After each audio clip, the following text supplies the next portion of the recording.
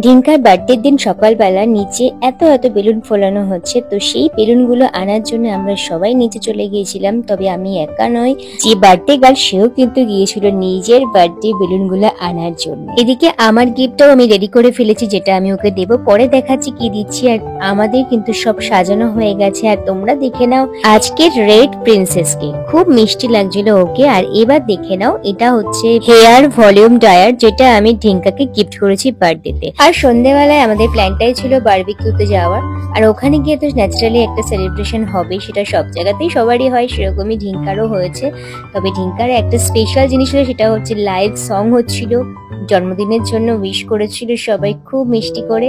আর আমরা ভুরি ভোজ করে বাড়িতে সবাই ফিরেছিলাম। তবে তোমাদের জন্য বড় ব্লগ অবশ্যই নিয়ে আসবো বার্থডের, তোমরা অবশ্যই দেখো। আর কেমন লাগলো আমাকে অবশ্যই কমেন্টে জানিও। আর ঢিঙ্কাকে অনেক অনেক করে ভালোবাসা দিও। লটস অফ লাভ, সবাইকে খুব ভালো থেকো।